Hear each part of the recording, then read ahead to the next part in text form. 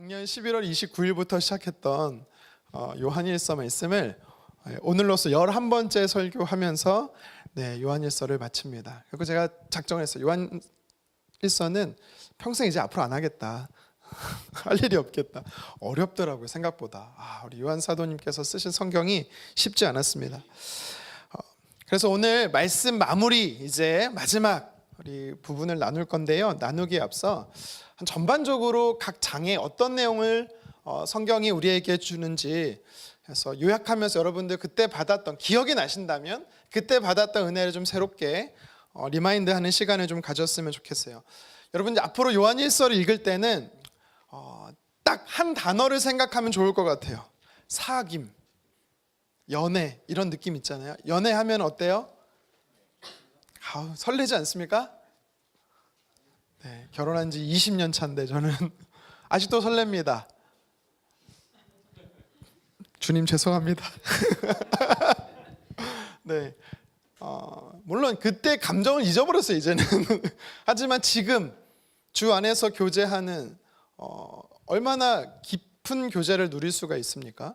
그래서 하나님과 사귐, 이것이 바로 성도의 사귐, 이것이 요한일서에서 우리에게 주는 사실 키워드예요. 사귐이라는 것. 요걸 가지고 말씀에 좀 들어갔으면 좋겠는데요. 일단 사도 요한은 어떤 사람이냐면 예수님 스스로 자신이 표현하기를 예수님께 사랑받은 사람. 저는 그것이 스스로 교만하다라고 생각하지 않고 본인뿐만 아니라 또 사도들이 볼 때도 참 예수님께서 사도 요한을 좋아하셨겠다는 생각을 참 많이 해보게 돼요. 예수님이 했던 말씀 여러분 기억나십니까? 율법학자가 찾아와서 물론 예수님을 시험하려고 묻는 질문이었지만 크고 첫째 되는 중요한 계명이 뭐예요? 선지자와 모세와 선지자들이 말했던, 율법과 선지자가 말했던 강령이 뭡니까? 반드시 지켜야 되는 말씀이 뭡니까? 라고 질문했을 때 예수님께서 두 가지로 말했죠. 뭐였습니까? 하나는 하나님을 사랑하라. 그렇죠? 하나님을 사랑하는 것이다. 두 번째는 뭐였어요? 이웃을 사랑하는 것이다. 예수님 두 가지를 말씀하거든요. 그것을 가장 지근거리에서 지켜보고 그렇게 삶을 살아내셨던 분이 예수님인 것을 보았어요. 그리고 나서 사도 요한은 오늘 요한 1서를 통해서 삶으로 녹여지고 있는 것을 우리에게 이야기하고 있는 것입니다. 자, 그래서 예수님과의 사귐 속에 하나님과의 사귐이 일어나고 예수님과의 사귐 속에 성도와의 사귐이 일어난다라는 것이 바로 요한서에서 우리에게 주는 메시지지요. 전체 한번 요한 1서를 정리를 하고 들어가 보도록 하겠습니다. 먼저 도표를 보시면 1장은요 2개의 단락으로 되어 있습니다. 첫 번째 단락은 뭐로 되어 있냐면 제목이 뭐예요? 우리 같이 한번 읽어볼까요? 시작. 사귐을 가지라. 사도 요한이 뭐라고 말하냐면 내가 예수님과 사귐을 가졌던 것처럼 나도 이 에베소 교회 너희들 그리고 소아시아 교회 성도들 여러분들을 향해서 내가 경험했던 예수님과의 사귐을 여러분들이 직접 경험했으면 좋겠어요 라고 그렇게 요한일서를 시작하고 있는 것입니다. 두 번째 단락은 무엇이냐면 예수님과의 사귐에 대해서 이야기를 하면서 제일 먼저 무슨 얘기를 1장에 하고 있냐면 하나님은 빛이시다라는 거예요. 하나님은 빛이시기 때문에 저와 여러분들이 어둠에 거할 수 없다라는 겁니다. 어둠에 거한다라는 게 무슨 말이에요? 죄를 짓는다는 거죠. 예수님 안에서 하나님과 사귐이 일어나려면 죄 가운데 있으면 사귐이 일어날 수 없다라는 거예요. 그래서 어떡하래요? 그 자리에서 나오라는 것입니다. 빛 가운데 거하라는 것이죠. 이것이 1장이 우리에게 이야기했던 말씀입니다. 2장은 총 3개의 단락으로 되어 있습니다. 첫 번째 단락은요 예수님 안에 살라라고 말합니다. 예수님 안에 거하라라고 이야기를 합니다. 그러니까 사귐을 가지려면 예수님 안에서 살아야 된다라는 거예요. 예수님이 가르쳐 주신 계명을 따라서 말씀을 따라서 살아야 된다라는 것입니다. 그리고 두 번째는 11절에서 17절인데요 우리가 어떤 존재인지를 알라라는 거예요. 정체성에 대한 이야기거든요. 내가 예수님 안에 거하면 내가 어떤 존재인지를 알게 된다라고 2장에서 쭉 이어서 이야기하고 있는 겁니다. 나라는 존재는 하나님과 관계를 통해서 내가 어떤 존재인지 알게 되고요. 나라는 존재는 그리스도 안에서 성도와 교제를 하면서 내가 어떤 존재인지를 알게 된다라고 이야기를 한 겁니다. 세 번째 단락은 뭐냐면 18절에서 29절인데요. 거짓 가르침을 경계하라. 제가 이때 기억나십니까? 잘못 건드렸다가, 잘못 질문을 했다가, 저 자신에게 질문을 했다가 우리나라는 이단이 얼마나 많지? 라는 질문을 했다가 몇 날 며칠을 날 새고 제가 이단 강사된 줄 알았어요. 이단 특강을 했던 기억이 있죠. 여러분 기억나시죠? 뭔가 했긴 했어요. 그 시간이 바로 2장에 있었던 세 번째 단락에 대한 스토리였었습니다. 하나님과의 사귐, 성도의 사귐을 방해하는 존재가 있다라는 거예요. 하나님 안에서의 사귐을 말씀을 가지고 하는 건데 그 말씀을 흔드는 존재가 있다라는 겁니다. 거짓 가르침이죠. 이단들 사이비들이 있다라는 것입니다. 그래서 우리가 그 거짓 가르침을 경계해야 된다라고 2장은 우리에게 이야기하고 있는 거예요. 사도 요한이 이야기해요. 어떻게 경계할 수 있느냐? 물론 우리처럼 신천지 들어오지 마세요라고 딱 붙여놓고 이런 것도 물론 맞지만 어떻게 그들을 경계할 수 있냐면 그들이 틀렸음을, 그들이 거짓됐음을 우리가 어떻게 할 수 있겠어요? 맞아요. 물론 그들이 틀린 거를 조목조목 지적하고 조목조목 찾아내서 넌 틀렸어라고 말해줄 수 있겠지만 그들이 틀렸음을 더 잘할 수 있으려면 내가 맞는 것을 더 확신하면 되는 겁니다. 다시 말해 하나님의 말씀, 예수님이 가르쳤던 진리의 말씀, 그 말씀 토대 위에 우리가 있으면 무엇이 틀렸는지는 사실은 정확히 모를 수 있어도 다름은 구분할 수가 있는 겁니다. 그러니까 성경이 그렇게 이야기하고 있는 겁니다. 자, 3장에서는요. 3장도 사도 요한이 3장을 통해서도 두 가지 또 메시지를 우리에게 줬었는데요. 첫 번째 단락은 1절에서 12절로 장래의 소망을 가지라는 겁니다. 이 땅에서 예수님 안에 사귐을 누리고 하나님과의 관계 속에서 성도의 관계 속에서 누리는 자들은 먼 미래 예수님이 다시 오실 거거든요. 예수님이 다시 오시게 되면 심판주로서 오실 때 우리는 천국에 들어가는 줄 믿습니다. 그때 우리는요 영원토록 주님과 누림이 있는 영생을 얻게 될 거예요. 그 소망이 우리에게 있다라는 겁니다. 하나님의 사람인 저와 여러분들에게는. 근데 여기서 말하는 것은요 그때뿐만 아니라 지금을 살아가는 저와 여러분들에게도 주님과의 사귐과 누림이 있음을 여러분 같이 기억하셔야 되는 거죠. 자, 두 번째 단락은 무엇입니까? 3장의 두 번째 단락은 사랑하는 공동체가 되라라는 것입니다. 장래에 주님과 함께 영원토록 살아가게 될 저와 여러분들은요 이 땅에서도 주님과 친밀함과 공동체와 친밀함 속에서 사귐을 누리라라고 한 번 더 강조하고 있는 거예요. 그래서 여기서 3장에서 주된 메시지를 말씀 구절을 찾는다라면 저는 이 말씀을 찾고 싶어요. 뭐냐면 행함과 말과 혀로만 사랑하지 말고 행함과 진실함으로 사랑하라. 예수님께서 제자들에게 가르치셨던 게 바로 이거예요. 사도 요한이 본인 스스로 얘기했겠어요? 예수님을 보고 깨달은 거죠. 예수님은 말과 혀로만 사랑하지 않고 삶으로 보여주신 행함이 있는 사랑이었다라는 것입니다. 저와 여러분들도 어려운 지체, 힘든 지체, 아픈 지체가 있으면 정말 도와주는 행함과 진실함이 있는 저와 여러분 됐으면 좋겠습니다. 자, 4장의 말씀도 두 가지 단락인데요. 첫 번째는 영을 분별하라라는 것입니다. 이게요 크게 이런 흐름 속에 진행이 돼요. 뭐냐면 사귐이 하나님과 있고 사귐이 성도와 있고 사귐을 방해하는 원수 사단을 대적하고 이런 흐름이 크게 두 번 사이클이 있어요.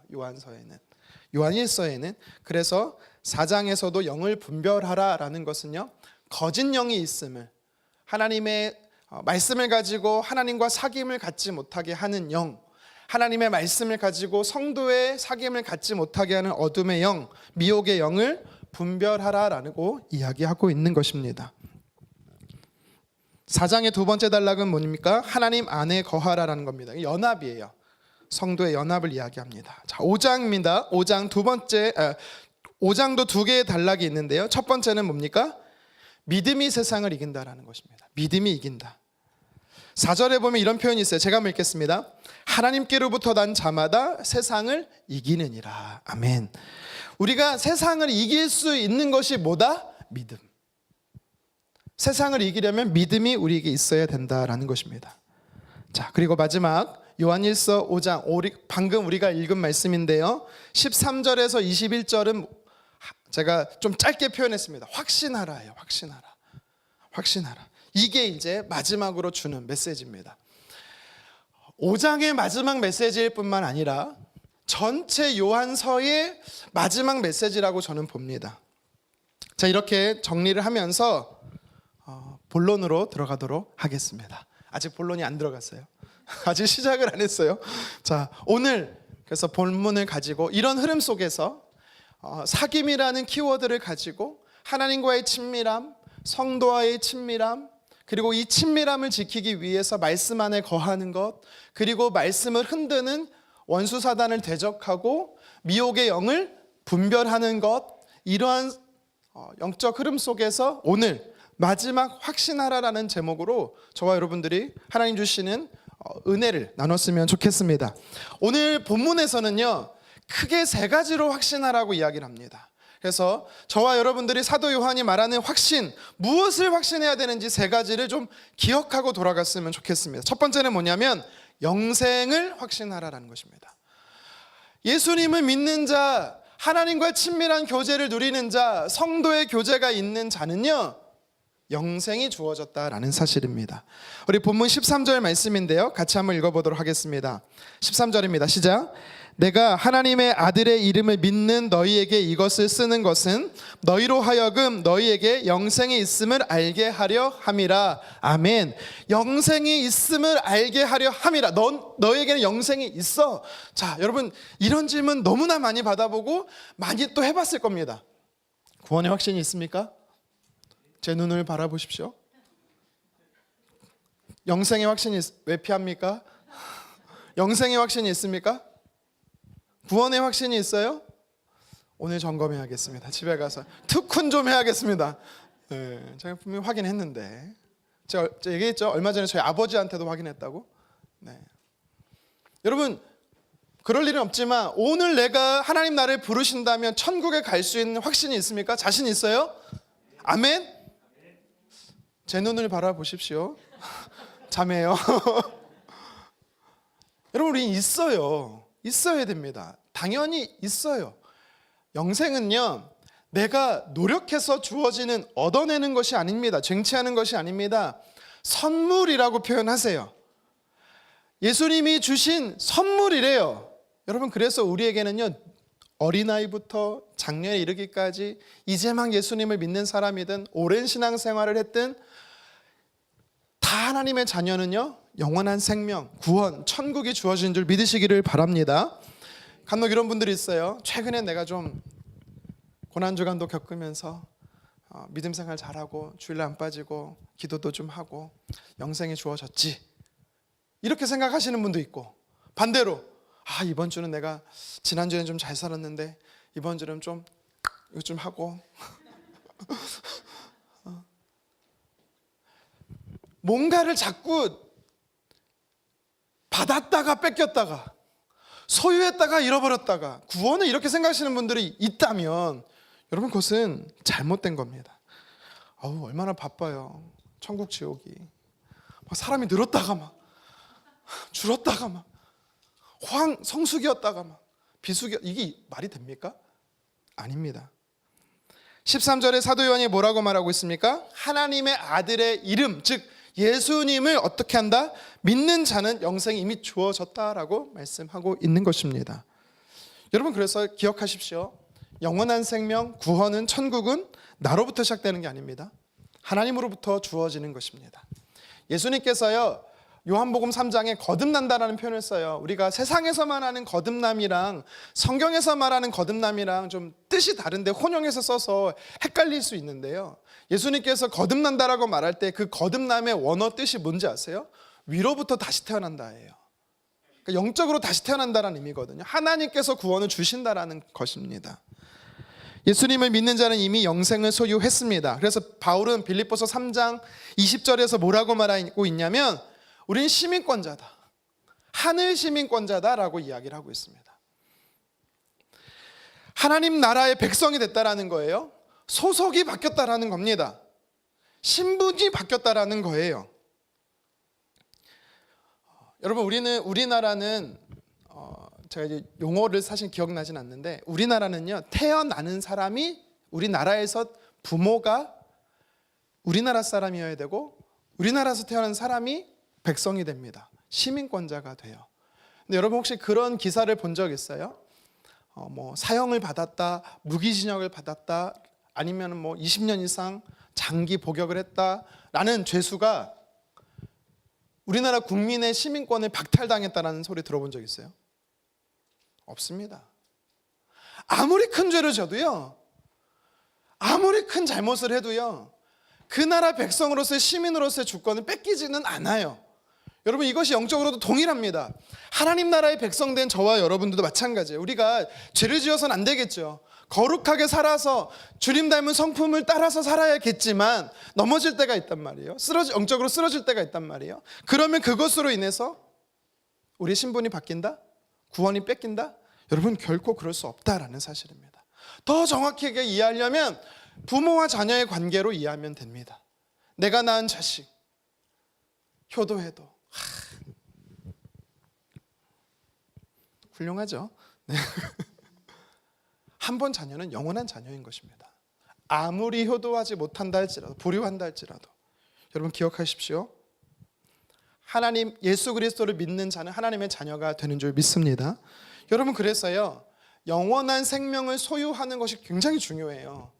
영원한 생명을 소유한 자에게 나타나는 특징이 있는 것 같아요. 제가 말씀을 보면서 첫 번째는 어떤 특징이 있는지 아세요? 죽음을 두려워하지 않습니다.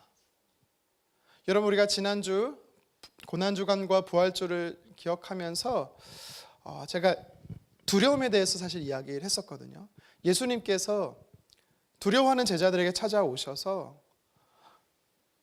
두려워하지 말라라고 주님 말씀하세요. 그럼 평강을 주셨다라고 말씀을 했잖아요. 말씀을 나눴잖아요. 사실 거기서 이 죽음의 문제를 좀 다루고 싶었는데 너무 길어질 것 같아서 제가 죽음을 살짝만 다루고 넘어갔었습니다. 부활의 주님께서 우리에게 찾아오셔서 우리에게 영원한 생명을 주셨으면 우리는 소속이 천국에 있기 때문에 이 땅에서 살아가는 죽음은 더 이상 두려움의 존재가 아니라는 사실 여러분 기억하셨으면 좋겠습니다.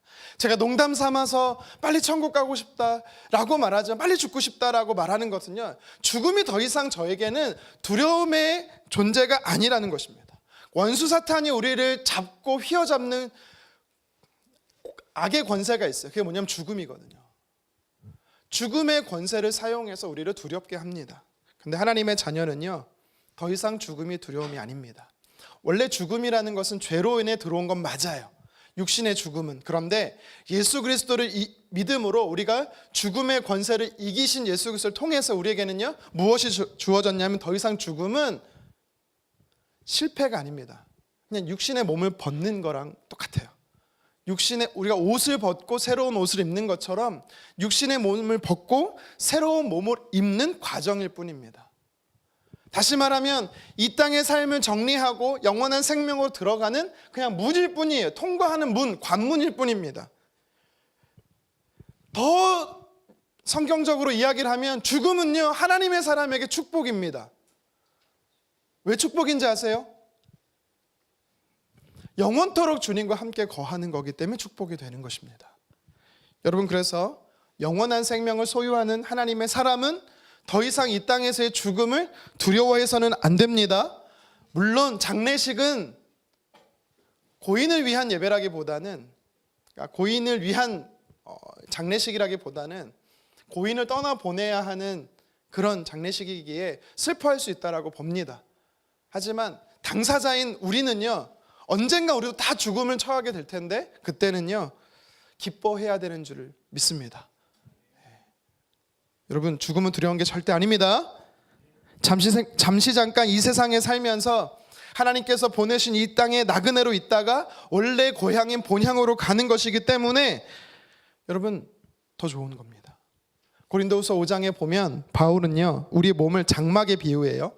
이 땅의 장막이 허물어지고 옮겨가는 거라고 말해요. 하늘나라에 우리의 원래 장막으로 옮겨가는 것이라고 말합니다. 그래서 빌립보서 1장 21절에 보면 바울은 이렇게 말해요. 이는 내게 사는 것이 그리스도니 죽는 것도 유익함이니라. 아멘. 이거는 사실 우리가 봤을 때 사는 것도 좋고 죽는 것도 좋아라고 이렇게 다 좋은 것처럼 말하지만 사실 원어로 보면 무슨 말인지 아세요? 죽는 것이 더 좋아라는 뜻이에요. 바울은 죽는 게 더 좋아. 영원토록 주님과 함께 살 거니까. 하지만 왜 내가 이 땅에 사냐? 하나님 내게 맡겨주신 사명을 감당해야 하니까 라고 설명하고 있는 거죠. 성경은 우리에게 분명한 갈 목적지가 있다라고 말합니다. 여러분, 우리는 목적지가 있는 사람들이에요. 그 목적지는 어디입니까? 천국입니다. 하나님 나라입니다. 그래서 이 땅에 고난과 환난을 우리가 능히 이길 수 있는 것이지요. 영생을 소유하는 사람에게 두 번째 특징이 뭐냐면 영생을 지금 누린다예요. 영생을 지금 누릴 수 있어야 된다라는 거예요. 이게 특징입니다. 미리 누려요. 무슨 말이냐면 영원토록 주님과 함께 누린다라고 우리가 생각하지만 그것도 맞습니다. 여러분, 영생하면 어떤 의미가 떠올라요? 영원한 삶, 천국의 삶 하면 여러분 어떤 게 떠오릅니까? 주님과 그때 살아가는 삶을 생각할 수 있겠지만 여러분, 영생에는 중요한 단어가 뭐냐면 함께라는 단어예요. 함께. 우리가 이제 동행이라는 단어로 표현할게요. 주님과 영원토록 함께 사는 것, 주님과 영원토록 동행하는 것이 영생이거든요. 그런데 하나님께서는 우리에게 뭐라고 말씀하시냐? 성경 우리에게 뭐라고 말씀하시냐면 영생을 소유한 자는요, 하나님과 함께 사는 삶은 지금 누릴 수 있다라고 말해요. 그러니까 지금 우리가 사는 삶이 사실 무엇을 연습하는 거냐면 주님과 동행하는 삶을 연습함으로 인해서요, 영원토록 주님과 동행하는 것을, 그 은혜를 당겨와서 지금 살아갈 수 있어야 되는 것입니다. 예수님께서 직접 말씀하셨어요. 요한복음 6장 47절에 나를 믿는 자는 영생을 가졌다. 예수님이 뭐라고 말씀하시냐면 그때 먼 미래에 누리게 될 영생도 맞지만 지금, 오늘 나의 삶의 현장에서 여러분이 살아가는 가정이나 일터나 교회뿐만 아니라 삶의 모든 현장에서 예수님과 동행해야 되는 줄 믿습니다. 그래서 우리가 이런 찬양 부르잖아요. 주 예수와 동행하니 그 어디나 하늘나라. 여러분, 이것이 영생을 미리 누리는 거예요. 지금 누리는 것입니다. 주님과 동행하는 게 영원한 생명인 줄 여러분 믿으시기를 바랍니다. 세 번째 특징이 있어요. 영생을 소유한 사람에게 세 번째 특징은 뭐냐면 복음에 합당한 삶을 살아가게 됩니다. 복음에 합당한 삶. 그러니까 바울은요, 이 성도들을 향해서 너희가 로마 시민권으로서의 자부심을 갖기보다 하늘나라 시민권자로서의 자부심을 가지라. 빌립보서에서 그렇게 이야기를 하고 있는 겁니다. 그리고 오늘 본문에서도 사도 바울이 동일하게 이야기하고 있는, 사도 요한이 동일하게 이야기하고 있는 것입니다.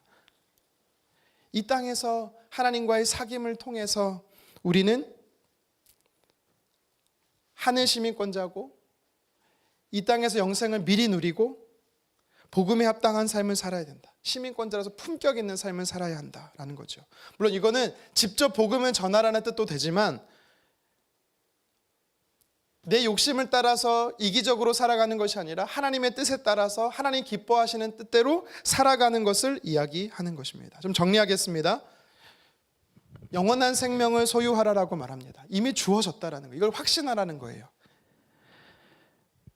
하나님과 사귐이 있으면서 하나님과 친밀한 교제를 누리면서 성도의 친밀한 교제를 누리면서 내가 구원의 확신이 없다. 여러분, 이거는 참 모순된 신앙생활입니다.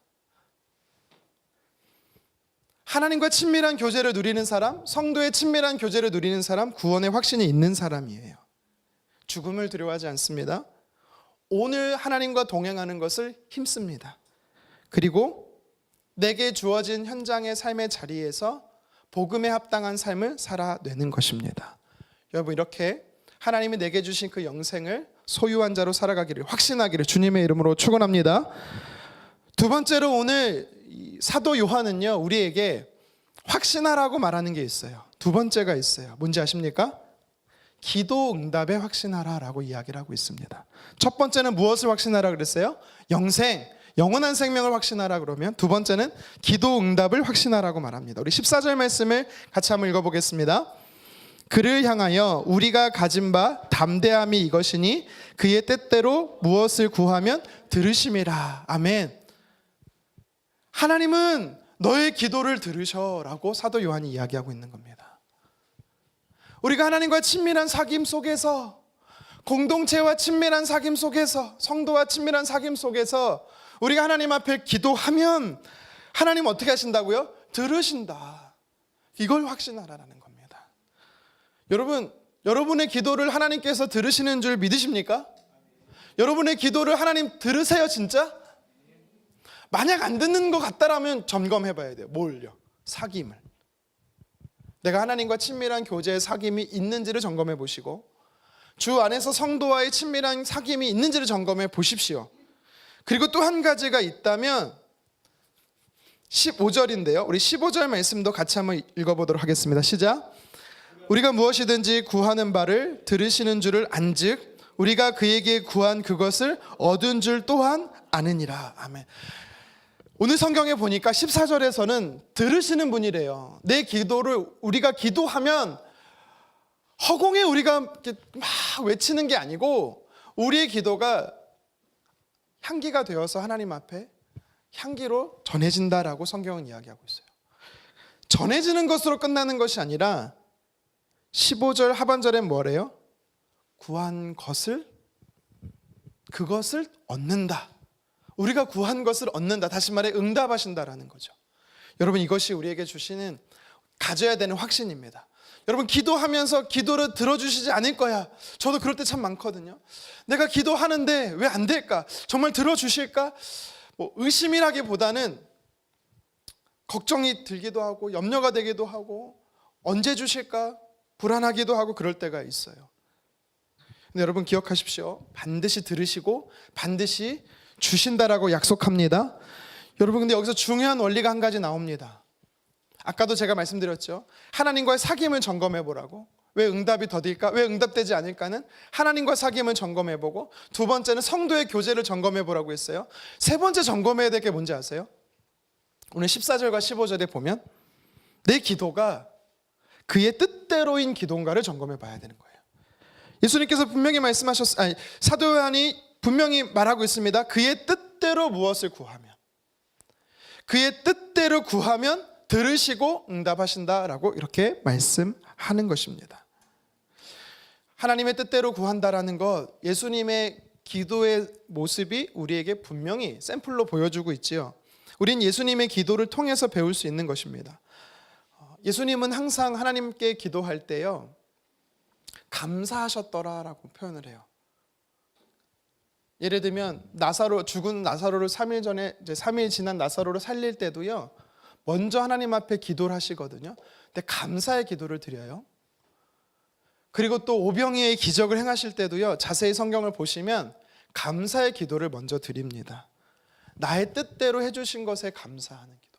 저는 이것을 하나님의 뜻을 설득했다라는 것이 아니라 예수님의 마음과 하나님의 뜻이 일치되었다라고 저는 봅니다. 그런데 일치가 되지 않은 적이 있어요. 언제죠? 마태복음 26장 39절 하반절입니다. 우리 같이 한번 읽어보도록 하겠습니다. 내 아버지여, 만일 할만하시거든 이 잔을 내게서 지나가게 하옵소서. 그러나 나의 원대로 마시옵고 아버지의 원대로 하옵소서 하시고. 아멘. 육신의 몸을 입고 있었던 예수님도 우리랑 똑같은 사람인지라 고통당함을 아시기에 하나님 앞에 기도하면서요, 자신의 뜻을 구하셨던 것을 우리는 말씀을 통해 보게 됩니다. 그런데 나와 우리의 기도와 차이가 있다면 뭡니까? 내 뜻이 있지만 예수님은 내 뜻대로 구하신 것이 아니라 하나님의 뜻대로 되어지기를 놓고 기도했다라는 사실입니다. 그래서 오늘 사도 요한도 이런 예수님을 보면서 배운 거예요. 우리의 기도가 들려지고 응답되기 위해서는 사람의 뜻이 아니라 하나님의 기쁘신 뜻이 되어야 한다라는 것입니다. 여러분, 그래서 우리가 무엇을 배워야 합니까? 기도를 통해서, 예수님의 기도를 통해서, 오늘 사도 요한의 가르침을 통해서 우리가 무엇을 배워야 합니까? 기도는 순복하는 것이다. 순복하는 게 뭐예요? 순수하게 복종하는 거예요. 기도는 내가 하나님을요 설득하는 게 기도가 아닙니다. 하나님의 뜻대로 내가 설득되는 게 기도예요. 순복하는 거예요. 순종하는 거, 순종하며 따라가는 것. 여러분, 이게 바로 기도인 것이죠. 분명히 오늘 말씀에 보면은 하나님의 뜻대로 구하면 하나님께서 들으시고 반드시 응답하신다라고 하셨거든요. 근데 나의 기도는 우리의 기도로 돌아보십시오. 왜 응답이 되어지지 않을까? 그것은 다시 말하면 뜻대로 구하지 않는다라는 거죠. 또 성경은요 부연 설명해요. 한번 같이 야고보서 4장 3절 함께 읽겠습니다. 구하여도 받지 못함은 정력으로 쓰려고 잘못 구하기 때문이라. 아멘. 잘못된 동기로 구하기 때문이다. 잘못된 목적으로 구하기 때문이다라고 이야기합니다. 다시 말해서요, 육신의 정욕과 안목의 정욕과 이생의 자랑을 위해서 구할 때는 하나님께서요 주고 싶어도 주실 수 없는 것입니다. 듣지만 응답하실 수가 없다라는 사실 여러분 기억하십시오. 여러분, 우리가 하나님의 뜻을 어떻게 알 수 있을까요? 그럼 내가 하나님의 뜻에 합한 기도를 하기 위해서 하나님의 뜻을 어떻게 알 수 있을까요? 어렵지 않습니다. 여러분, 어쩌면 우리는 다 알고 있거든요. 다 알고 있는데도 불구하고 그렇게 하기 싫어서 그런 것 뿐이에요. 제가 얘기했죠. 저는 금식기도 사실 잘 안 합니다. 하루만 금식해도 하나님 뜻 알아요. 근데 막 일주일 금식하고 막 15일, 30일, 40일 금식 왜 할까요? 고집 있어서 그래요. 고집 때문에 그래요. 하나님 뜻 모르는 거 아닙니다. 왜요? 기록된 하나님의 말씀이 이미 하나님 뜻이에요. 그럼 그 말씀대로 하면 되거든요. 여러분, 오해하지 마십시오. 40일 금식한 사람 제가 정죄하고 판단하는 게 아니라 저는 못 해봤어요. 안 할 겁니다. 그리고 저는 하나님 뜻 알기 때문에. 여러분, 제가 누누이 자주 설명드려서 귀에 못이 박히도록 이제 여러분 아실 겁니다. 5만 번의 기도의 응답을 받은 조지 뮬러 목사님, 어떻게 그렇게 많이 기도의 응답을 받을 수 있었습니까? 그분이 하는 특징이 뭐예요? 그분은요 어떤 문제가 발생하면 항상 기도부터 하는 게 아니에요. 성경부터 펴요.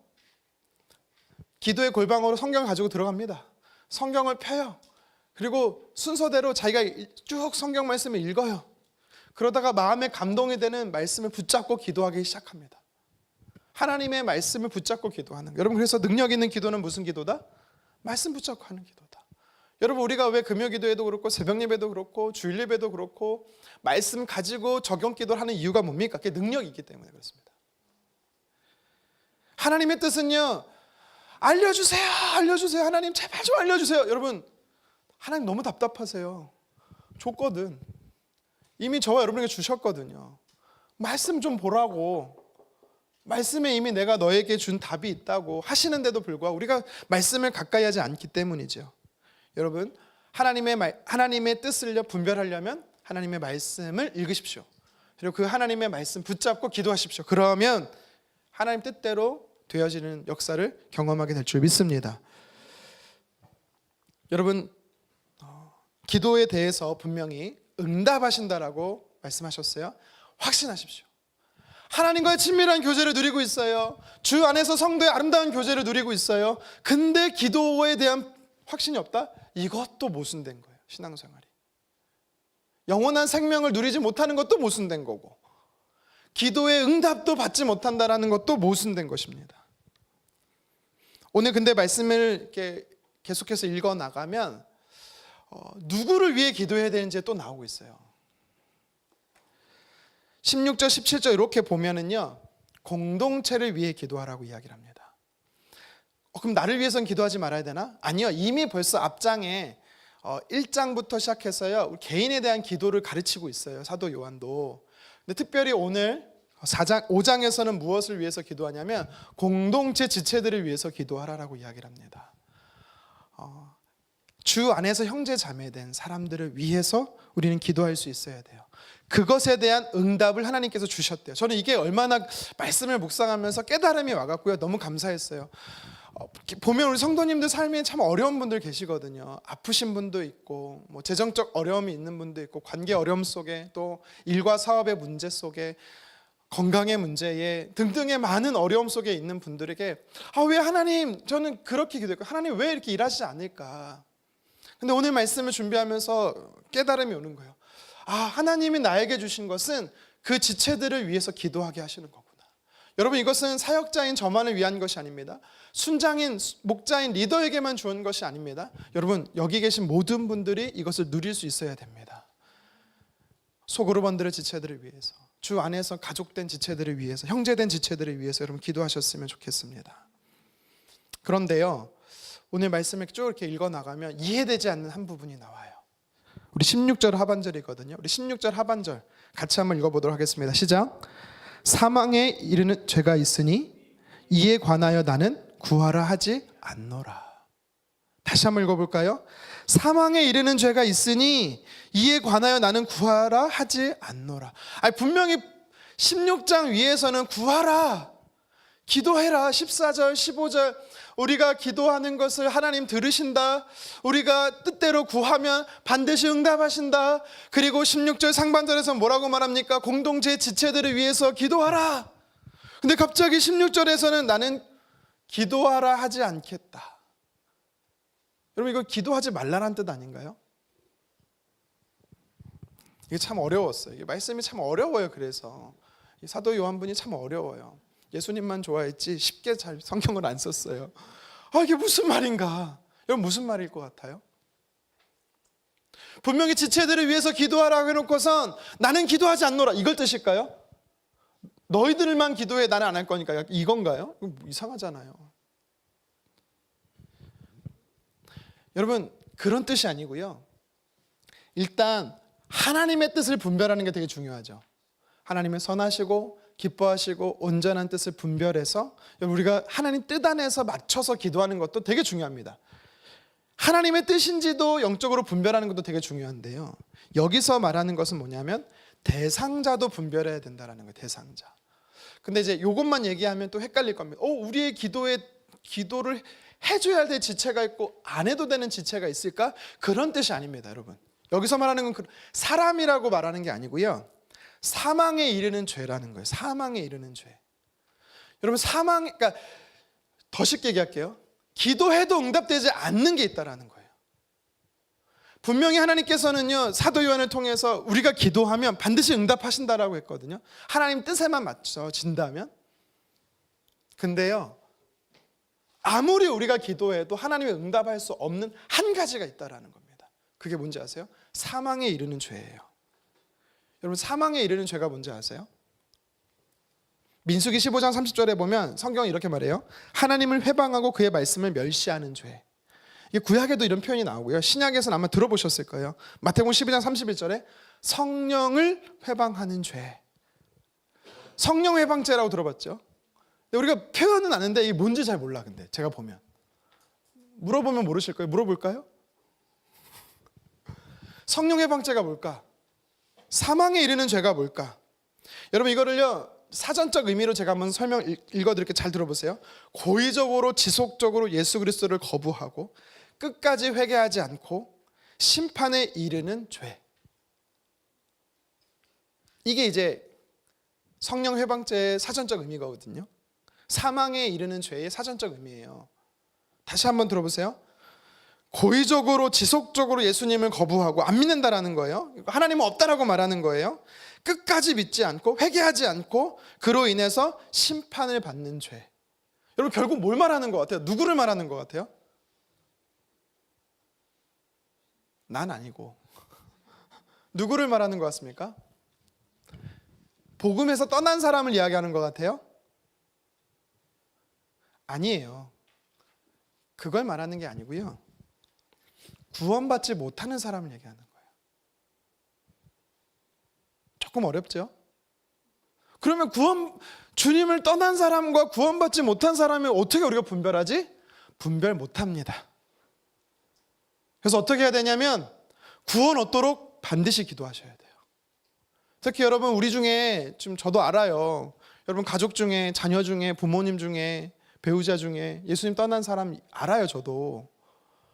여러분, 그러면 구하지 않노라, 구하지 말라 그런 뜻일까요? 아니에요. 구해야 돼요. 공동체를 하나님 앞에 돌아오도록 구원을 얻고 기도해야 합니다. 여기서 뭐를 말하고 있는 거냐면, 사도 요한이 무엇을 이야기하고 있냐면, 우리가 아무리 기도해도 우리의 기도로 바꿀 수 없는 한 가지가 있다. 그게 뭐냐? 구원받지 못한 사람에 대한 구원이다 라고 말하는 겁니다. 물론 누가 구원받지 못했는지 우리가 모릅니다. 누가 구원받았는지 잘 몰라요. 사실 구원받은 사람은 알 수는 있지만 누가 구원받지 못했는지는 알 수 없어요. 왜냐하면 마지막 때 하나님이 또 돌이키게 할 수 있거든요. 무슨 말이냐면, 여러분, 제가 쉽게 설명한다고 했는데 여러분 표정을 보니까 이해를 못하고 있는 것 같아서, 제가 어떤 종교를 비난하려고 하는 게 아닙니다. 여러분 오해하지 마시고 잘 들어보세요. 예수님을 안 믿고 죽었어요. 예수님을 안 믿고 죽었으면 우리는 뭐라고 말해요? 심판이 있고 지옥으로 간다라고 이야기합니다. 지금 시대도 똑같고요, 예수님 시대도 똑같고요, 심지어 중세 시대도 똑같았어요. 근데 중세 시대에 어떤 일들이 일어난지 아세요? 나는 예수님이 열심히 잘 믿거든요. 근데 우리 부모님이, 내 자녀들이 예수님 안 믿고 죽었네. 얼마나 속상해요. 어떤 일이 일어납니까? 내가 저 사람을 대신해서 열심히 기도할 테니까, 내가 저 사람을 위해서 열심히 헌금할 테니까 저 사람을 구원할 수 있는 방법이 없을까요? 아니, 지옥은 아니더라도, 천국은 못 가더라도 조금 그나마 좀 괜찮은데, 열탕은 아니고 냉탕 정도, 온탕 정도 안 될까요? 그때 생긴 게 뭐예요? 그렇죠, 연옥이란 게 생겼어요. 거기서 끝나는 게 아닙니다. 더 헌금할 테니까, 더 기도할 테니까 천국 문 닫게 들어가고, 천국을 문 닫고라도 들어갈 수 있게 해달라고. 여러분, 지금 사도 요한이 분명히 뭘 말하고 있습니까? 사망에 이른 죄가 있으니 이에 관하여 나는 구할하지 않노라. 여러분, 분명히 성경에 뭐라고 말합니까? 여기서 사망에 이르는 죄가 뭐냐면 구원받지 못하는 사람을 이야기하는 거예요. 그러니까 누가 구원받지 못했는지 우리는 절대 몰라요. 하지만 하나님, 구원받지 못한 사람, 지옥에 있는 사람 천국으로 옮겨서 백날 기도해도 안 된다라는 거예요. 근데 어느 순간부터, 모르겠어요, 성경은 그렇게 말하고 있는데 어느 순간부터 성경보다 사람이 더 높이가 올라가 있어요. 이성이, 합리성이, 논리성이 성경보다 더 올라가 있어요. 성경에서 하나님 말씀하지 않은 것을 이야기하고 있어요. 여러분, 이것도 어떻게 보면 미혹의 영이고요, 거짓 가르침이에요. 대적해야 되는 거예요. 제가 분명히 말했어요. 어느 종교를 비판하려고 하는 거 아닙니다. 저는 개인적으로, 이렇게 말하면, 제가 얼마 전에 이제 소천하신 우리 베드로 이후로 몇 번째인지 제가 사실은 기억은 안 나지만, 우리 선종하신 분, 좀 참 존경받을 분이라고 생각하고요, 그분도 예수 그리스도를 구주로 영접하셨다면 천국 갔을 거라고 저는 봅니다. 가장 구원받기 어려운 종교면서 구원이 있는 종교가 저는 카톨릭이라고 봅니다. 저희 교단에서는 이렇게 말하면 안 되거든요. 하지만 구원에 관련된 거는요, 오직 예수님이에요. 그렇기 때문에 그리스 정교회든 동방 정교회든 이집트 콥트교든 카톨릭이든 우리 개신교도 마찬가지입니다. 오직 예수 그리스도를 나의 구원자로 영접하면 어떤 행위든 사실은 상관없어요. 이게 성경의 가르침이에요. 저는 항상 단서를 붙이지요. 카톨릭에서 구원 얻기란 모래사장에서 바늘 찾기와 똑같다. 어렵다는 얘기입니다. 어렵다는 얘기예요. 안 된다고 할까요? 불편함, 여러분들이 불편하시면. 성령 회방죄라는 것, 그리고 사망에 이르는 죄라는 건 구원받지 못하는 사람들을 이야기하는 거예요. 분명히 지금 기도하라고 얘기를 해요. 하나님 우리의 기도를 들으신다라고 말해요. 나의 기도를 들으시고 우리의 기도를 들으신다라고 말해요. 심지어 믿음 안에서 떠나간 영혼들이 주님 앞에 돌아오도록 기도하라라고 가르치고 있어요, 성경은. 근데 사도 요한은 기도해도 소용없는 게 한 가지 있는데, 양심에 화인 맞은 사람. 물론 누가 구원받지 못한, 그러니까 여러분 우리가 기도할 때 저 사람 구원 받았어요 안 받았을까는 이렇게 묻지 마시고, 하나님 저 사람이 구원 얻기를 원합니다라고 기도하셔야 돼요. 여러분 도리어 저 사람 구원 안 받은 것 같으면 그것 굉장히 교만입니다. 그거 하나님 앞에 올바른 기도 아니에요. 사망에 이르는 죄가 있다는 건 사망에 이르지 않는 죄가 있다는 거예요. 이따가도 좀 구체적으로 한 번 더 설명할게요. 이거는 다음 나오니까. 여러분 그래서 사망에 이르는 죄에 대해는 구하지 말라라고 이야기하는 것은 참 어려운 부분이긴 한데요, 무엇을 이야기하는 거냐면 구원은 절대적으로 하나님께 있다라는 겁니다. 다른 거는요, 구원과 관련되지 않은 다른 거는요, 우리가 기도하면 하나님께서 응답하시는 거거든요. 그것이 하나님 뜻과 합하면, 하나님 때와 맞으면. 근데 누가 구원받지 못했는지는 모르지만 결과적으로 구원받지 못한 사람이 쉽게 말하면, 편하게 이해하기 쉽게 말하면, 예수님 안 믿고 죽은 사람이 있다고 할 때 그 사람을 놓고 천국으로 가게 아무리 여러분 기도해도 안 된다라는 겁니다. 죄송합니다, 안 된다라는 거예요. 여러분 그래서요, 억울할 수 있어요. 속상할 수 있고 불편할 수 있습니다. 그런데 여러분, 제가 저희 자녀들한테도 지난주인가 지지난주에 물어보길래 잘했지만, 구원받은 사람, 내가 구원받은 거에 감사해야지, 나 같은 자격 없는 자가 하나님의 자녀된 것에 대해 감사하고 감격해야지, 왜 저 사람은 구원하지 못하냐고 하나님께 따져 물을 게 아니다. 네가 구원받은 이유가 뭔데? 이유 없어. 그냥 하나님이 너를 택하신 것뿐이야. 나를 택하신 것뿐이고. 우린 그래서 감사해야 되는 거야. 여러분 확신하십시오. 두 번째가 무엇을 확신하라고요? 응답의 확신이에요. 기도 응답의 확신. 나의 개인적인 기도 제목, 공동체 기도 제목, 우리가 하나님 뜻 안에서 기도하면 반드시 응답한다는 확신을 가지십시오. 또한 하나님에게서 멀어진 자가 있다면 그가 돌아오도록 여러분 기도하십시오. 그러면 응답됩니다. 주 예수를 믿으라. 그리하면 너와 내 집이 구원을 얻으리라. 하나님의 구원은요, 개인과 공동체의 구원이에요. 여러분 기억하십시오. 내가 기도했는데 그 사람이 돌아오지 않고 내가 죽었다? 만약에 저는요 확신합니다. 후대에서라도 반드시 하나님 구원하실 겁니다. 여러분 근데 기도는 우리의 책임이에요. 우리가 해야 됩니다. 할 수만 있다면 열심히 기도하십시오. 구원을 놓고 특별히. 18절 상반절입니다. 18절 상반절 같이 한번 읽어보겠습니다. 시작. 하나님께로부터 난 자는 다 범죄하지 아니하는 줄을 우리가 아노라. 또 이상한 성경 구절이 하나 나오죠. 어려운 구절이 하나 나와요. 하나님께로부터 난 자는 다 범죄하지 않는다. 여러분 이게 맞는 말입니까? 잘 들어보세요. 하나님께 난 자는 구원을 얻습니까? 분명히 영생이 주어진다 했잖아요. 자, 영생이 주어진 자는 자범죄가 있습니까? 없습니까? 있잖아요. 반말할 뻔했습니다. 죄송합니다. 저희 집에서 누가 반말하면 요자 붙이라고 요 그러는데, 여러분 저도요 행위적으로 안 하더라도 생각적으로 범죄합니다. 이거 자범죄잖아요. 여러분 죄 안 짓습니까? 짓잖아요. 그러면 이게 무슨 말이에요? 말이 안 되잖아요. 하나님께로 남 잡은 다 범죄하지 않는다. 죄 짓는데? 무슨 말일까? 여러분 이게 방금 전에 살펴본 16절 하반절과 이어지는 거예요.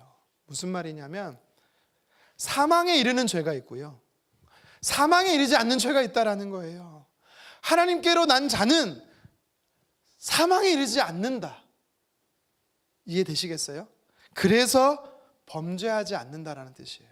여기서 말한 범죄는 구원받지 못함을 이야기하는 거예요. 하나님께로 난 자는 구원을 얻습니다. 아멘. 하나님께로 난 자는 사망에 이르는 죄를 짓지 않는다예요. 여러분 이제 이해되셨습니까? 우리가 아무리 기도해도 구원 얻는 영역은 우리 사람의 영역이 아니라 하나님의 영역이기 때문에 누군가의 구원을 우리가 구원받지 못한 자를 구원시키고, 여러분 그 얘기는 무슨 말인지 알아요? 또 반대로 기도하면요, 하나님 구원하셨는데 내가 더 열심히 기도해서 구원을 못 받게 할게. 저 사람은 싫어, 구원 못 받아야지. 말도 안 되는 이야기인 거잖아요. 그것뿐만 아니라 저와 여러분들이 하나님께 났으면 사망에 이르는 죄를 범죄하지 않는다라는 겁니다. 우리가 안 오라 확신한다라는 겁니다. 18절에서 사도 요한이 말하는 죄를 짓지 않는다라는 것은 저와 여러분들이 구원받지 못한다, 사망에 이르는 죄를 짓지 않는다. 참 이게요, 사실 하나님께서 주시는 것임에도 불구하고 마치 내가 죄를 짓는 것처럼 그렇게 말씀하는 것 같아요. 여러분 정리하겠습니다. 기도의 응답이 있음을 확신하십시오. 나의 부르짖음, 나의 간절한 요청을 하나님께서 귀 기울이십니다. 근데 우리 좋으신 하나님은요, 귀 기울여 주실 뿐만 아니라 예수 그리스도의 이름으로 기도하면, 아뢰면 주님께서 응답하신대요.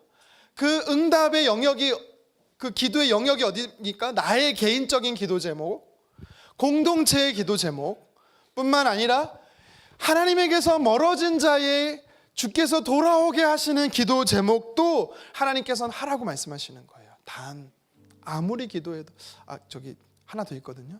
죄송합니다. 네, 죄송해요. 네. 금방 끝낼게요. 네. 지루한 거 아니죠? 단 우리가 알아야 될 게 뭐냐? 구원은 우리가 기도한다고 시민권자가 시민권을 뺏기고 시민권자 아닌 사람이 시민권자가 되고 그런 게 아니라는 겁니다.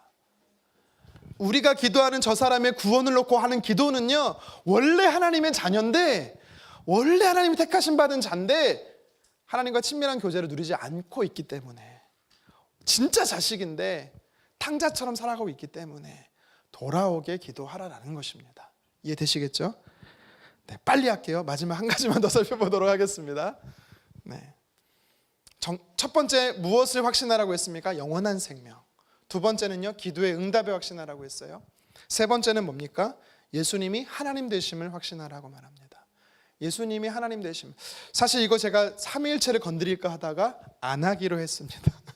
했다가는 오늘도 엄청 길어질 것 같아갖고, 일단 예수님이 하나님 되신다라는 것은 여러분 좀 이해 안 될 수도 있어요. 뭐 그러니까 이거는 이해 수준이 아니라고 늘 말합니다. 제가 쓰는 용어가 뭐죠? 마음에, 그렇죠. 네. 마음에는 수납장이 있어요. 서랍이 있다란 소리예요. 그걸 열어서 그냥 하나님 주신 말씀을 넣고 그냥 닫으세요. 네. 그냥 믿어지는 거라는 거예요. 믿어지는 거. 이해하는 게 아니라는 거예요. 삼위일체 교리는. 분명히 여기서 성경이 말합니다. 우리 20절 하반절 같이 한번 읽겠습니다. 시작. 또한 우리가 참된 자 곧 그의 아들 예수 그리스도 안에 있는 것이니 그는 참 하나님이시요 영생이시라. 아멘. 그는 하나님이십니다. 성경이 말하고 있다니까요. 예수님이 하나님이시래요. 예수님이 그러죠. 나를 본 자는 아버지를 보았다. 나를 본 자는 하나님을 봤다. 이 얘기가 내가 곧 하나님이란 뜻이고요. 또 유대인들의 히브리식 표현 중에 나는 누구의 아들이다 라고 말하는 건 내가 곧 그 사람이다라는 뜻이에요. 그러니까 예수님이 나는 하나님의 아들이 했더니 너 참남하다 막 이랬잖아요. 신성모독이라고 했던 이유가 유대인들이 받아들였을 때는 내가 하나님이야 라는 표현으로 들렸기 때문이에요. 분명히 사도 요한은 말합니다. 예수님은 하나님이시다. 여러분 이것을 확신하라는 겁니다. 그래서 우리가 예수님을 믿는다라고 할 때는요, 무엇을 믿는 거냐면 성자 하나님이신 예수님께서 육신의 몸을 입고 이 땅에 오셨다라는 걸 믿는 겁니다. 왜요? 나의 모든 죄를 용서하시려고 십자가에 죽으시고, 우리가 예수님을 믿는다라는 것은요, 그분이 3일 만에 부활하셨다라는 것을 믿는 것입니다. 그리고 그분이 승천하셨고 하늘 보좌 우편에 계셔서 오늘도 나를 위해 중보하실 뿐만 아니라 때가 되어 심판주로 다시 오신다는 사실을 우리는 믿는 것입니다. 그리고 우리가 예수님을 믿는다라는 것을 조금 더 설명하면 그분이 하나님이시다라는 걸 믿는 거예요. 예수님이요, 히브리서 12장 2절에 보니까 믿음의 주요 온전하게 하시는 분이다라고 말합니다. 믿음의 주다라는 게 뜻이 뭔지 알아요? 우리의 믿음이 시작이 된다라는 거예요. 온전하시게 한다는 게 무슨 말인지 알아요? 물론 믿음을 굳건하게 하신다는 뜻도 되지만 믿음의 완성이라는 뜻이에요. 예수님에서부터 우리의 믿음이 시작해서 예수님으로부터 우리는 끝을 맺는 겁니다. 예수님이 곧 알파시고 예수님이 곧 오메가라는 뜻이에요. 그래서요, 우리는요, 예수님을 바라봐야 되거든요. 우리의 마음이 예수님을 향해 있어야 되거든요. 근데 무슨 말이냐? 오늘 성경 21절은요. 우리의 믿음과 신앙의 대상이 되시는 예수님을 우리가 바라봐야 되는데 빼앗기고 있다라는 거예요. 우상에게 뺏기고 있다라는 사실입니다. 예수님이 내 삶의 주인이고 예수님이 내 삶의 왕이시고 예수님이 나의 삶의 구원자고 예수님이 삶의 목적이 되어야 되는데 그거를 지금 이야기하고 있는데 왜 너희는 예수님이 아니라 예수님이 하나님이신데 다른 우상을 너희 삶의 하나님으로 모시고 있냐라고 이야기하는 것입니다.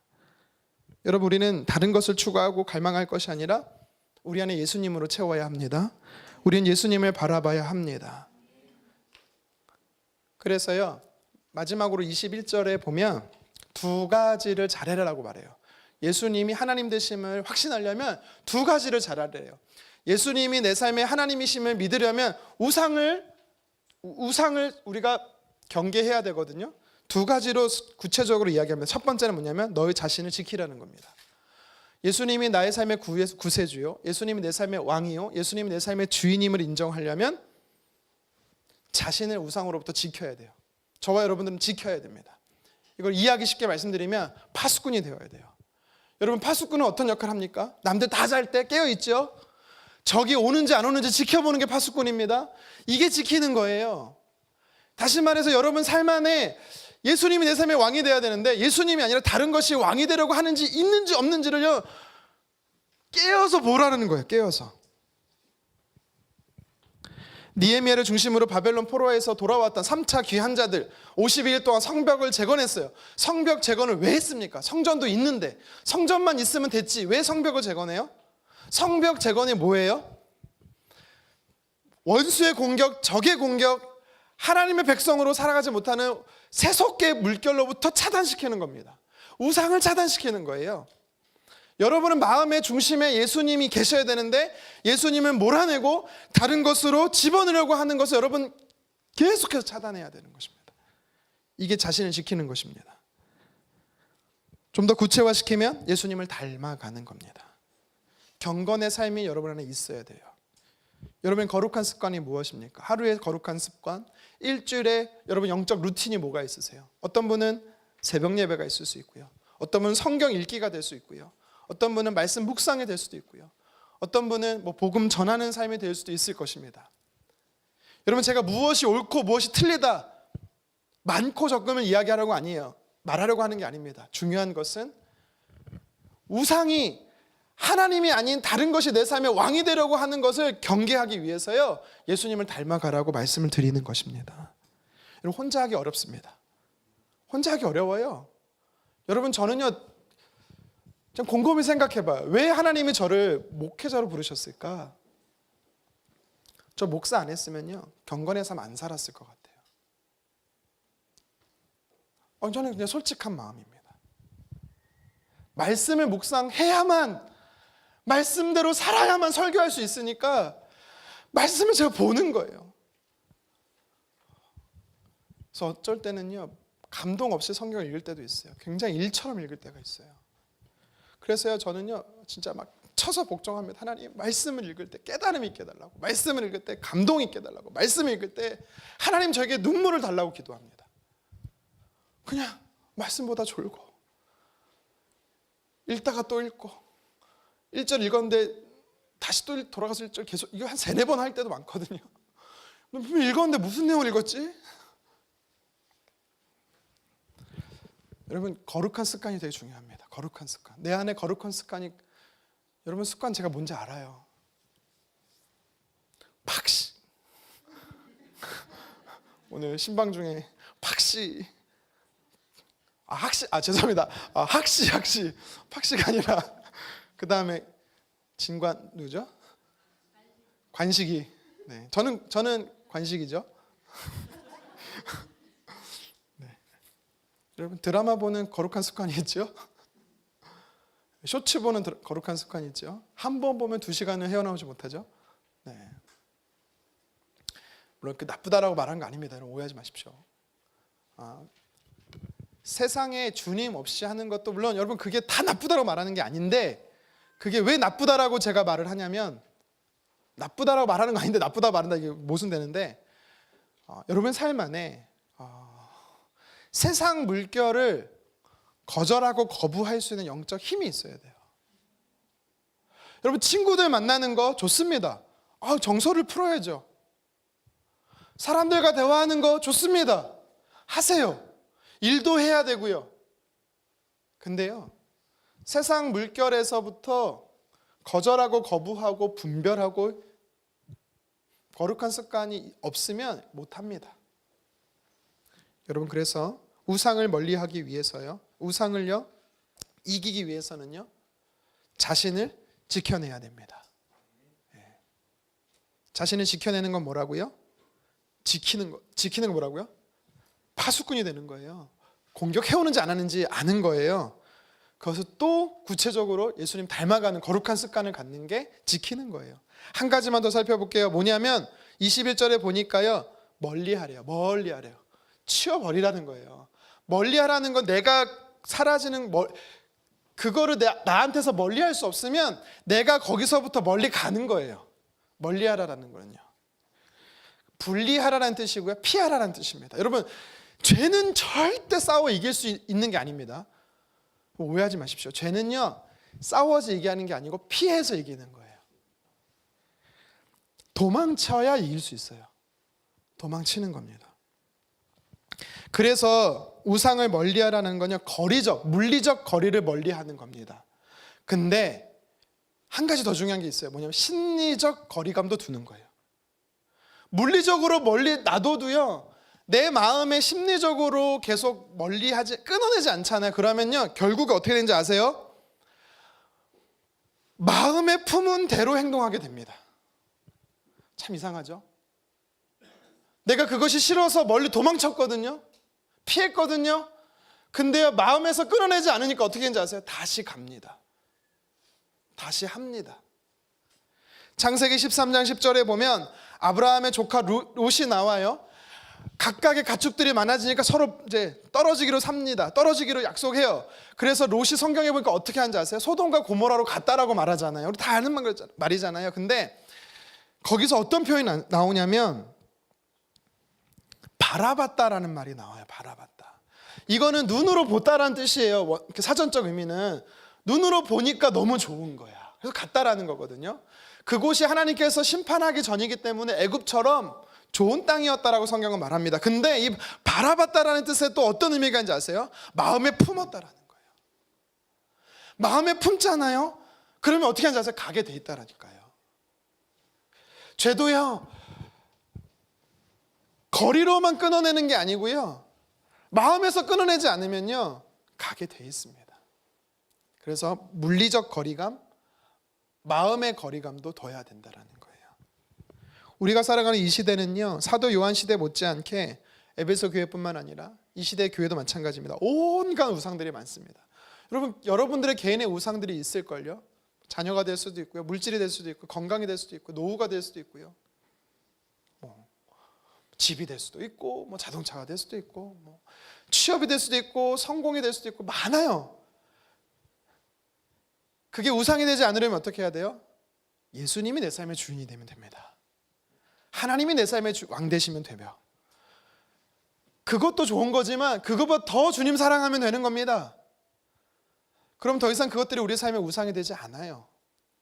그래서 오늘 사도 요한은 2가지를 이야기하고 있죠. 지키래요. 그것이 내 삶의 우상이 될까? 지키라는 겁니다.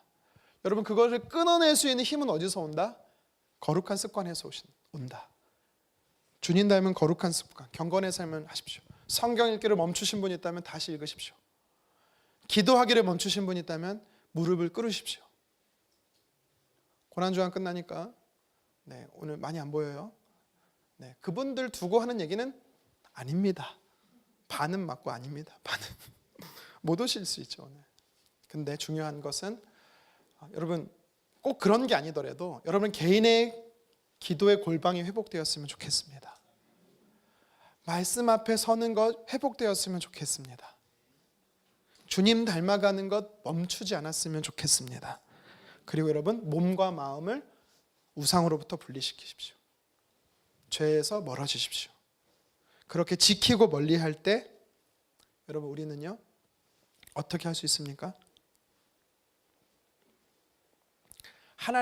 예수님이 하나님 되심을 계속해서 우리는 확신할 수 있다는 거예요. 오늘 성경에서 21절의 우상을 멀리해라, 너희 자신을 지키라, 이거 단어는요 현재형으로 돼 있어요. 무슨 말인지 아세요? 오늘도 하고 내일도 하고 매일매일 하라라는 거예요. 한 번 했다고, 한 번 됐다고 완성된 게 아니라는 거예요. 우리가 천국에 이를 때까지 육신의 몸을 입고 있는 한 계속해야 된다는 겁니다. 여러분 영적으로 게으르지 마시고 지속하기를 축복합니다. 말씀을 하겠습니다. 이제 하시면 돼요. 이제 사도 요한이 쓴 성경 요한 1서를 쭉 살펴봤습니다. 다 기억이 안 날 수도 있어요. 저도 사실 다 기억 안 납니다. 그런데 꼭 기억하실 것은 사귐, 영적 교제, 하나님과의 영적 사귐, 교제, 주 안에서 지체들과의 공동체의 사귐, 교제 참으로 중요합니다. 그것을 지키려면 어떻게 해야 돼요? 하나님 안에 거해야 돼요. 예수님 안에 거한다는 건 뭐예요? 그 말씀대로 살아내는 거예요. 말씀대로 살아내야 원수 사단의 공격을 우리가 차단할 수 있어요. 이단의 가르침, 사이비의 가르침 차단할 수가 있는 것입니다. 그리고 오늘 말씀을 여러분 기억했으면 좋겠습니다. 확신하십시오. 무엇을 확신해야 됩니까? 3가지를 말씀드렸어요. 확신하는 자와 확시가 아닌데 오늘 사도 요한이 말한 것처럼 확신하는 사람이 달라요. 불안하지 않습니다. 걱정 염려하지 않습니다. 두려워하지 않습니다. 신앙생활하면서 참 모순된 삶을 우리가 많이 삽니다. 불안해하고 두려워하고 걱정하고 염려하고 저도 마찬가지입니다. 이유가 뭔지 오늘 말씀을 통해 깨닫습니다. 영생의 확신이 내 안에 사라져서 그래요. 내가 하나님의 자녀고 반드시 천국 간다는 천국 시민권자다라는 것, 죽음은 두려운 것이 아니라 육신의 몸을 벗고 새로운 몸을 입는 건데 그걸 두려워하고 있다라는 거예요. 여러분 영생을 확신하십시오. 그리고 그 영생을 지금 누리십시오. 영원한 생명은요 그냥 천국 간다라는 뜻이 아니라 하나님과 함께 산다라는 거예요. 이 땅에서도 하나님과 함께 사는 저와 여러분 되었으면 좋겠습니다. 기도의 응답, 기도 응답의 확신을 가지십시오. 정말 너무나 감사하지 않아요? 구원해 주신 것만 해도 감사한데 우리가 구하는 것을 하나님께서 들으시고 응답해 주시는 특권을 주신대요. 너무 감사합니다. 여러분 그래서 기도를 가볍게 여기지 마시고 주님과의 소통 늘 하십시오. 단 나를 위해 기도하시고 여러분 자신을 위해 기도하시고 가정을 위해 기도하시고 교회를 위해서 기도하시고 하나님에게서 멀어진 자 있다면 하나님 속히 돌아오도록 여러분 기도하십시오. 하지만 우리가 아무리 기도해도 안 되는 영역이 있다는 걸 아십시오. 뭐요? 구원은 하나님께 있다라는 사실입니다. 3번째는요 예수님이 하나님 되심을 확신하십시오.